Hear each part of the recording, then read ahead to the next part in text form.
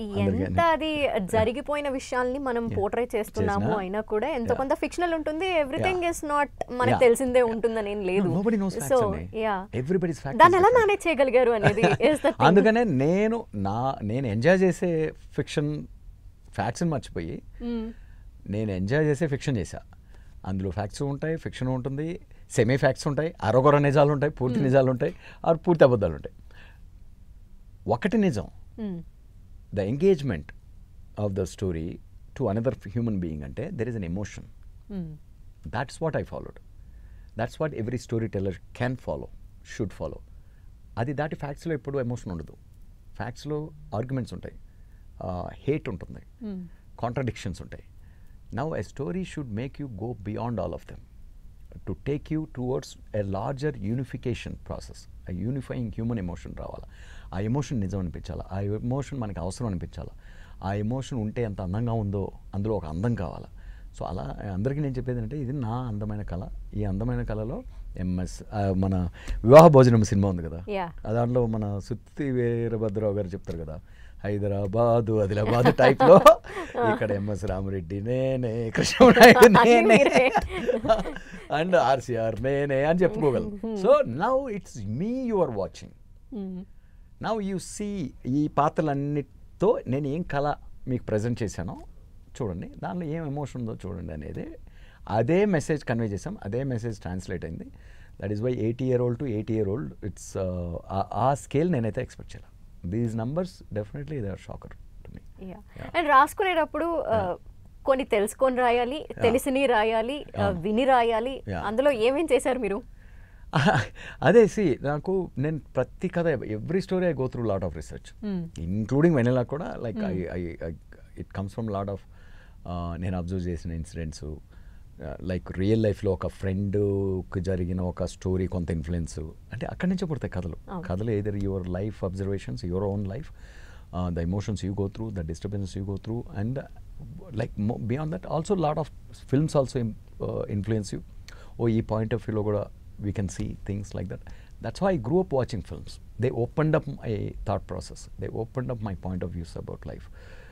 When we tell any story, if we are also able to do something new like that, then only we can be an impactful storyteller. నాకు సినిమాల్లోకి డబ్బుల కోసం రావాల్సిన అవసరం లేదు. Like I came here for my passion, for my otherwise I was in a better shape to earn lot more money back there in US. I went to US to become a filmmaker. I became an engineer to become a filmmaker. I studied masters for to be a filmmaker. Engineer to filmmaker enti ante relation. Exactly. Yeah, ade ante see like my family is a very average middle class family with 3 sisters, younger sisters. Obviously 3 younger sisters అనగానే it's a huge burden on మన దరిద్రానికి మన కల్చర్లో, right? Kanyasulkam నుంచి పెళ్లి చేసుకున్న రోజుల నుంచి ఇక్కడికి వచ్చాం కదా.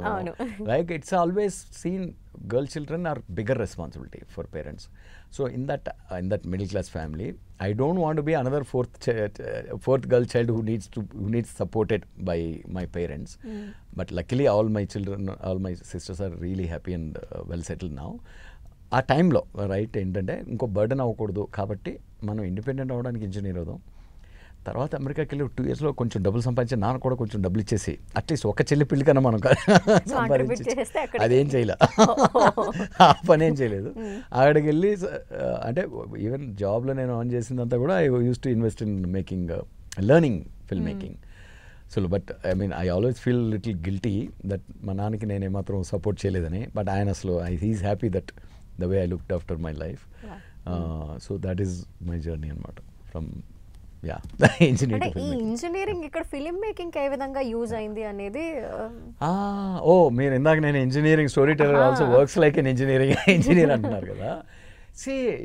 అంటే మనం అంటాం కదా, ఇప్పుడు ఒక సీన్లో ఏ ఎమోషను, ఏ మాట ఎంత దూరం ట్రాన్స్లేట్ అవుతుంది, ఆ ఎమోషన్ ఎంత మాత్రం కన్విన్స్ చేస్తుందని కాన్షియస్గా కాకపోయినా కూడా సబ్ కాన్షియస్గా మనం రాసేసిన తర్వాత you come back and look at how it is flowing. That is what is every stage లో ప్రతి cinema it will go through those things. రాసినప్పుడు మొత్తం మన మైండ్లో ఉన్నదంతా రాసుకున్న తర్వాత now again you have to edit it on the paper. So I believe it's like constructing a building. Like it's like engineering process according to me. కాదంటే you are looking at it more in a spiritual, more in an emotional, with the facts, reason, logic and how we communicate అనేది. So that సెన్స్లో అంటున్నాను no engineering అనేది. I mean engineering చదవని storytellers కూడా their engineering their story only. It's not that because of I'm an engineer I'm saying this.